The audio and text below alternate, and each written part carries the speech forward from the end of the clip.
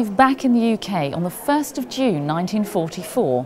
He was posted to Central Gunnery School in Catfoss, where he taught advanced aerial combat for fighters and bombers. He would often fly his Wellington, trying to avoid simulated gun hits from his student fighter pilots, although he was warned on several occasions to ease off a little to give the students a chance. One sunny morning, Ken was signalled to take off in his Wellington Mark III for part of a routine training flight. We didn't have radio for takeoff. We had a green Aldis lamp from a caravan beside the runway. So you taxied to go onto the runway and you got a green light to take off. And I got the green light to take off, but it was daylight and I was taking off and something seemed to be strobing the light above me. And I looked up and there was a Spitfire with its wheels down and some idling engine, a Merlin.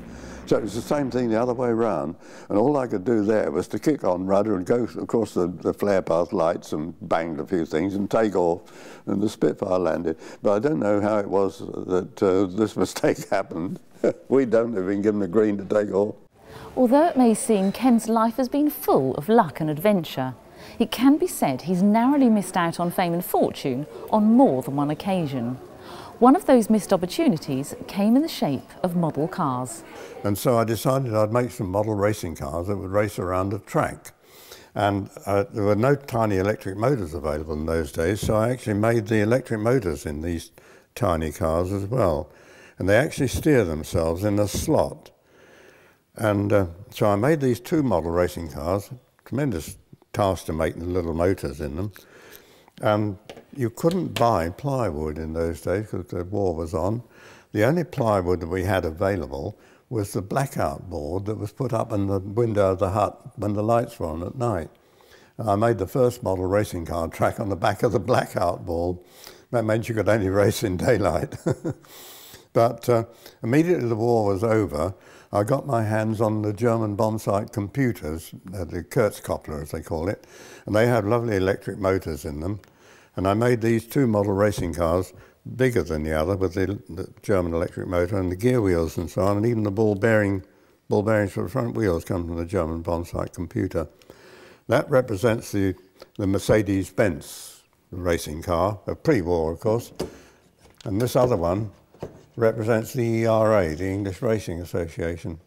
And immediately after the war I got my hands on a packing case, and so I made this track out of the 4 panels of the packing case hinged together.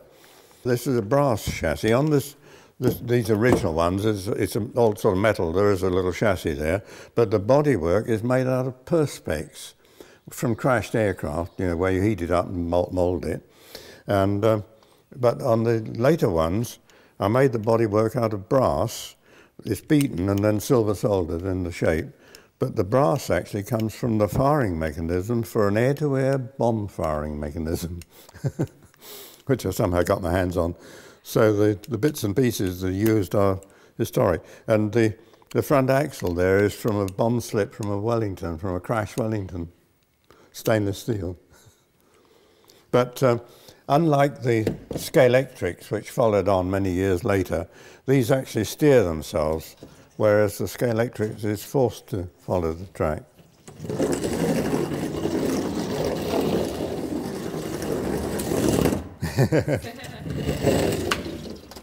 They've got plenty to go.